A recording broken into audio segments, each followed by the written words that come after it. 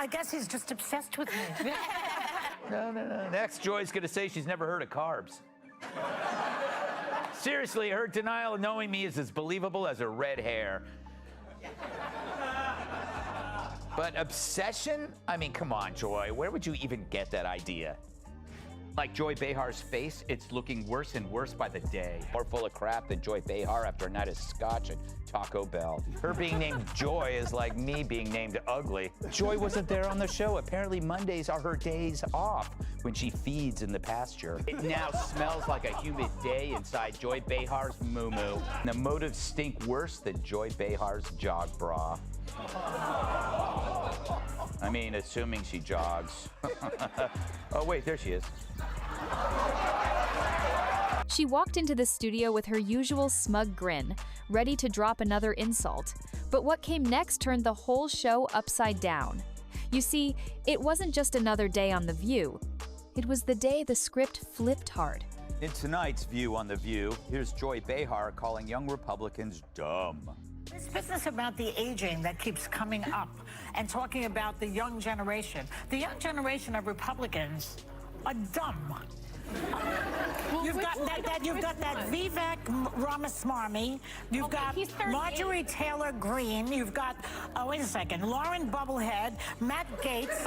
You have all these people who went along with the insurrection, who believe that Trump won. Oh, Marjorie's out there. Oh, Trump won by a landslide. They're liars, and they are the new generation of the Republican Party. Joy sure loves running her mouth. She should. But she should. It's the only running she does. Across the screen, a different kind of voice came through. Calm, sharp, and deadly accurate. It wasn't about yelling, it was about precision. And the target? Joy Behar. One of daytime TV's loudest mouths suddenly found herself on the receiving end of a takedown so clean, so biting, it felt like watching a surgeon work with a scalpel made of jokes. She's probably been put in there because, according to Donald Trump, she's a 10. You know that's what it is. I noticed Jesse was a 7. Joy Behar calls her a 10. I mean, how dare she objectify a woman with a sexist rating system, but it's such a typical thing from a 1.5. She claimed she didn't even know who he was. Denial, full steam. But that only made it worse. That smug dismissiveness backfired. The guy she tried to pretend didn't exist turned the whole thing into a spectacle. And let's be honest, her fake shock was about as believable as her red hair. What followed wasn't just a response, it was a demolition. Did you watch the whole thing or just the parts that I sent you? I watched it.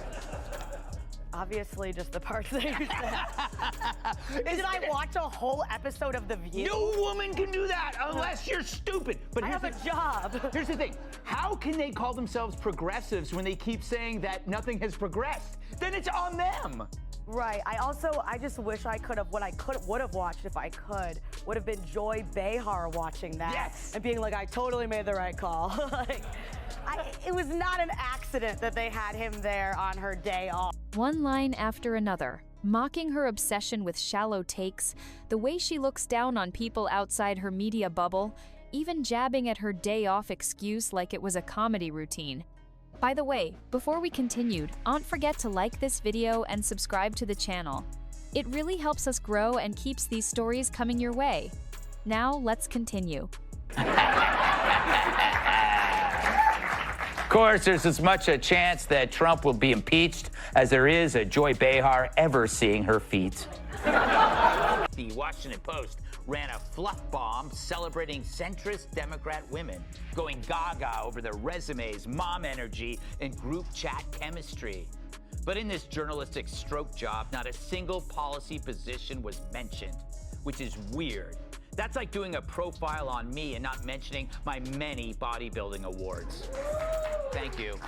Because what happened next wasn't just roasting, it was primetime payback, and the internet couldn't stop watching. Gutfeld didn't just fire shots for laugh, she flipped the whole vibe of the segment into something way deeper. While Joy was off calling young Republicans dumb, brushing them off like clueless hillbillies, he came in with names. Not just vague references, but actual people. Well, she had that one Halloween where she went to Diana Ross and she felt she was treated differently. You know, I also just, He also came off as just extremely likable. Yeah. I know that they booed him when they heard certain things, but it was hard to watch that and get mad at him or think he's a jerk. So I think maybe being in an environment like that could make somebody very irritated beyond the ability to do that, but he really pulled it off. What did you make of it? He brought up Vivek Ramaswamy, Marjorie Taylor Greene, Matt Gaetz, Lauren Boebert's, Lauren Bubblehead, as Joy sarcastically called Herond, challenged the idea that these politicians were just brainless puppets. He didn't say they were perfect. He didn't even defend all their actions. What he did was challenge Joy's lazy tactic of tossing the word dumb around like confetti. Joy Behar, the comedian that inspired me to be a cab driver. She proved yet again how dumb she really is on The View when she pointed out that people in East Palestine voted for Trump. Roll this. I don't know why they would ever vote for him, for somebody who, by the way, he placed someone with deep ties to the chemical industry in charge of the EPA's Chemical Safety Office. That's who you voted for in that district. Donald Trump, who reduces all safety. Ooh, you can hear the audience gasp. God, The View's so bad I'd rather watch Jerry Nadler do naked jumping jacks. Instead of having real debates, she just slaps labels and moves on. But this time, someone called her out. And he didn't just argue, he held up a mirror. He talked about how these so-called dumb politicians are actually out here winning elections, changing policies, and getting things done. Meanwhile, Joy sits on a talk show couch, tossing out snarky comments like she's still in high school drama club. No, she wouldn't have. Yeah, she's just there. She's just basically inherited that spot. Maybe they can't move her. Yeah, that could be. That could be it. Fossilized. Yes, it's like she's grown into it. Like those people that they find on sofas and they're like stuck. They have to take and they find the remote control in a fold. She's a tree person. She's a tree person, Kat. She's a tree. Shouldn't it, when somebody says something like these people are dumb, shouldn't there be an app that then like connects these people together and they have to prove that they're smarter? And here's the twist. Gutfeld never raised his voice. He didn't have to. Every word hit like a slap across the face, but with a smile. He was calm, collected, and ruthless. He made it clear that labeling entire groups as idiots doesn't make you clever. It makes you lazy. And in that moment, Joy's whole "I'm smarter than everyone else" act started to crumble. Then came the moment where the whole tone shifted. Gutfeld wasn't just mocking anymore, he was peeling back layers. He painted a picture that was almost too real. While Joy Behar sat under warm studio lights, soaking in applause from a carefully filtered audience, he reminded viewers what the real world looks like. Cancel them. And this has gotta stink, you know, because Joy Behar, she's lashing out at Gen Z for acting like the economy left them behind. They feel left behind by the economy, and they also see everybody trying to not age. So that they Please, get a job. No, but they have jobs. No, they have to work multiple jobs. There's a million job openings in this country. Life is so Get a important. job. Talk to any They've staff. also lived through a pandemic. They've lived through the worst of times. I'm raising 2 Gen Zers, so I want to just defend them a little bit. Kind of makes you like Joy Behar for a second. That'll never happen. I think Bigfoot expresses exactly the problem of so many entitled, aging elites. I got mine, what's your problem? The problem is not everybody can be as talented and as beautiful as Joy Behar. Not everyone can have the glorious opportunity to shine on an intelligent vehicle like The View. But here's the deal. Yeah. When I hear Joy Behar, I hear the dying gasp of a malicious, self-centered generation. I'll be dead soon. Not a room full of scripted laughs, but offices with deadlines, teachers fixing broken school systems, mayors cleaning up crime, and parents juggling bills and homework at the same time. He drew a line clear as day between her world and theirs. One side lives in cushy studios, sipping lattes and throwing insults. The other side? They build, they fix, they lead.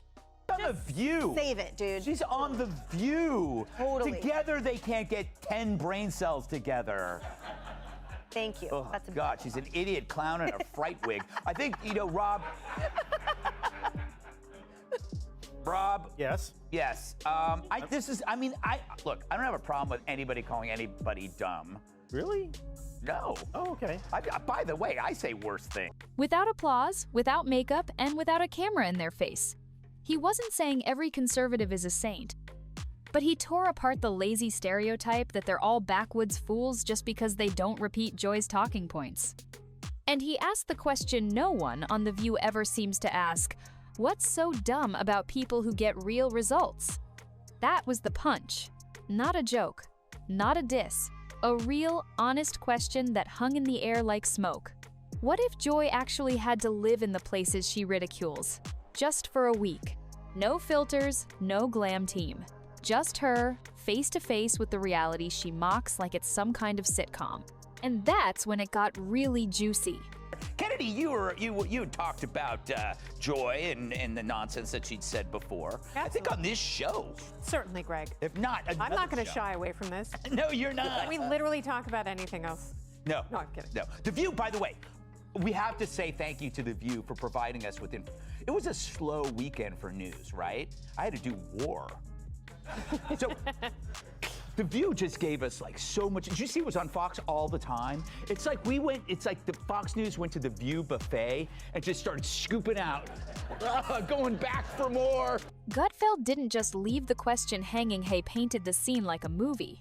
He imagined Joy Behar dropped into a small-town diner somewhere in Middle America. No oat milk, no kombucha on tap, and definitely no avocado toast sprinkled with gold flakes. Just black coffee, buttery biscuits, and Darlaneath kind of waitress who's been running the place longer than The View has been on air. Joy walks in, already out of place, eyebrows raised like the air smells different. She tries ordering some tofu scramble with eco-friendly toppings, and Darlene just stares. Sweetheart, around here, scrambled means eggs. The audience could practically see Joy clinging to her pearls, desperate for a ring light or a phone charger, while the world around her didn't care one bit who she was. And it didn't stop there. Gutfeld dragged the scenario through the hardware store, the gas station, even a local town hall. Everywhere Joy went in this imaginary world, she looked more clueless, more awkward, more out of touch. No cue cards, no pre-written zingers. Just raw, unfiltered reality, and she couldn't handle it. It wasn't just funny, it was brutal, because under every joke was the same message. People like Joy don't just misunderstand regular Americans, they look down on them. And when you pull them out of their bubble, it all falls apart. But here's the kicker, Gutfeld didn't even need to insult her directly. He just let the image speak for itself. Joy wandering around some rural grocery store, completely lost because almond cheese doesn't exist there. Pumping gas while staring at diesel prices like they're written in a foreign language, trying to talk about policy with a local farmer or a mom working 2 jobs to keep her kids fed. Then he asks something that really stung. If Joy had to actually face the people she mocks, would she still call them dumb?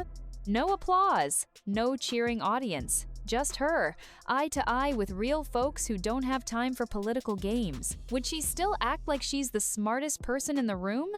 Or would it finally hit her that understanding the world takes more than snappy comebacks and designer glasses? This was no longer about clapping back on TV. This was a full-blown reality check. And Gutfeld did it all without shouting, without name-calling. He just walked her through a world she pretends to know but clearly doesn't understand. And that's what made it sting more than any insult. Because the problem wasn't disagreement, it was arrogance. The kind that makes someone think they're better just because they sit under bright lights and talk louder than everyone else. Then, just when you thought it couldn't get more savage, Gutfeld hit her with the one thing media elites fear the most: perspective. He reminded everyone that while Joy's out there calling people dumb for voting a certain way, she's never actually had to live with the consequences of the policies she criticizes. He brought up East Palestine, Ohio, how Joy mocked the residents for voting for Trump, as if their struggles disqualified them from having a voice. She pointed out how Trump appointed someone tied to the chemical industry to oversee safety, and then basically shrugged, like the people deserved it. The audience gasped, but not in support. It was the kind of gasp that says, "Did she really just say that?" And that's when it stopped being funny. Gutfeld didn't have to scream or rant. He just imagined Joy trying to say that stuff directly to someone's fascia mechanic, a single mom, a truck driver who works weekends just to keep the lights on, people who don't get studio makeup or applause breaks. Would she still mock them then, or would the smug smile finally disappear? It became clear. Her takes weren't edgy. They were shallow. She wasn't being brave, she was being insulated. Her entire worldview crumbled the moment it was forced to stand in the real world, and Gutfeld just handed her the mirror. And just when you thought he was done, he twisted the knife with comedy that was way too sharp to ignore. Gutfeld cranked up the absurdity, imagining a brand new reality show, Joy Meets Reality. Each episode, Joy Behar gets dropped into a different conservative town and has to survive a full week. No glam squad, no script, no team feeding her punchlines. She's gotta sit through a Friday night football game without rolling her eyes. Try discussing the Second Amendment without turning it into a Broadway monologue. Better yet, explain inflation to a family trying to stretch every dollar without accidentally launching into an interpretive dance. And while it was hilarious, it wasn't just for laughs. The deeper jab hit hard. He showed how people like Joy mock others not because they're evil, but because they're clueless by choice. They live in media bubbles where everyone claps when they insult half the country, and they call it courage. But outside that studio, the punchlines fall flat. The audience isn't filtered. The people don't care about your hot takes. They care about results, about truth, about the price of groceries, their kids' schools, their jobs, their dignity. That's what Gutfeld exposed. It wasn't about making fun of her for being different. It was about calling out the fake depth, the kind of surface-level snark that disappears, the second someone asks, "Okay, but what have you actually done?" And that's where Gutfeld really pulled it all together by going after the core of Joy Behar's entire persona. He didn't just criticize what she said, he exposed how thin her whole act really is. One clever line after another, he showed that her arguments were stacked on lazy, recycled assumptions. Lines you'd expect to see printed on overpriced tote bags in Brooklyn, not coming from someone claiming to speak for millions of Americans. He stripped away the glamour, no writers, no studio magic, just raw, exposed commentary.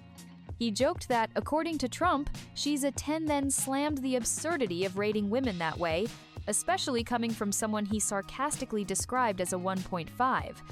It wasn't about shaming. It was about showing how she plays by double standards she can't even see. Gutfeld then drew a clear, brutal contrast between people who talk about problems and those who actually solve them. He wasn't defending every conservative or bashing every liberal. He was drawing attention to the disconnect how someone like Joy can sit in a cozy chair, trash entire communities, and still get standing ovations. He asked the uncomfortable question, what if the people Joy mocks are the ones actually holding everything together? While she's out there flinging insults, they're raising families, running businesses, and fixing what's broken with no spotlight and no applause. That was the moment everything snapped into place. Her loudness wasn't confidence. It was a cover. Then came the most brutal part, not loud, not flashy, just cold, sharp truth. Gutfeld laid it out. If the only way you can win an argument is by calling the other side dumb, then maybe you didn't win anything. Maybe you're just dodging reality. And he didn't just say, "I've proved it." He imagined Joy, stripped of her studio safety net, trying to defend her takes in front of people who live the issues she mocks. No applause signs, no sympathetic co-hosts. Just her, sitting across from a working mom or a small business owner. Would she still call them ignorant? Or would it finally hit her that there's a real world beyond the studio walls? And the kicker? He never got angry. He stayed chill the entire time. While Joy flung labels, he kept slicing through the noise with facts, with questions, with stories. He wasn't shouting over her, he was showing what her arguments looked like under real light. And spoiler, they didn't look good. It was the kind of takedown that didn't need volume. It needed truth. No tantrums, no over-the-top drama, just one steady hand pulling the mask off. The loudest person in the room isn't always the smartest stand in this case. The mic might have been loud, but the message was empty. Gutfeld made sure everyone saw it. And just when it felt like he had wrapped it up, Gutfeld circled back for one final blow, and it was ruthless. He wasn't finished squeezing every drop out of the moment. He pictured Joy actually taking his advice and stepping into that raw, unfiltered world she loves to mock. No glam squad, no carefully lit studio. Just her behind the wheel of a dusty rental car, GPS locked on a tiny town in Middle America. First stop, a diner in rural Kansas. No trendy toppings, no organic anything, just black coffee and Darlene behind the counter, serving up biscuits and side-eye. Joy tries to connect by talking about climate policy or New York politics, and she's met with blank stares or worse, real-life answers about fixing tractors and keeping the heat on through winter. Her charm? Useless. Her snark? Dead on arrival. Next, he drags her into a hardware store, asking for solar-powered air fresheners and being directed to duct tape and propane tanks. She nods politely, clutching her purse like it's a life raft, praying for cell service and a charger. It's funny, but it's painful, because it exposes how far removed her worldview really is from the people she claims to care about. Gutfeld wasn't just telling jokes anymore. He was exposing a cultural gap so wide, no punchline could fill it. He made it clear, when someone constantly mocks others for thinking differently, that's not edgy. That's ignorance with a smile, and he made sure everyone saw it. But he didn't stop at Joy's cluelessness. He pushed even deeper, straight into the heart of the hypocrisy. Gutfeld pointed out that the loudest voices claiming to stand up for the little people often don't even trust them. That's the real punchline. Joy and her panel of talking heads pretend they're defending regular folks, but they treat them like they're too stupid to make their own decisions, unless it's pre-approved by the New York brunch crowd. And the irony? The towns they mock the most, those so-called backward places, they're actually doing just fine. Low crime, close-knit families, balanced budgets. But since they don't come with viral hashtags or celebrity shoutouts, people like Joy act like they don't exist. Gutfeld even painted a picture of her awkwardly sitting in a small-town barbershop, trying to explain why people should care about The View's latest hot take instead of worrying about their grocery bills or their kids' schools. No applause, no glam, just blank stares and real questions. And the moment she realizes her polished arguments carry no weight, there it's game over. That was the gut punch. Her entire act falls apart when it's held up against people living in the real world. Not because they're mean or angry, but because they're tired. Tired of being mocked by someone who doesn't know what it's like to struggle through a mortgage, fix a busted pipe, or work double shifts to survive. That was the line Gutfeld drew in permanent ink. Then came the final swing, the one that didn't just end the bit, but sealed the entire message. Gutfeld wrapped it all up by stepping back and letting Joy's own words collapse under their weight. He didn't have to twist anything. All he had to do was listen. Every time she opened her mouth, she proved his point. The snarky comments, the lazy jabs, the smug attitude, it wasn't confidence. It was cover. It was performance. It was noise. And he exposed the vacuum behind it.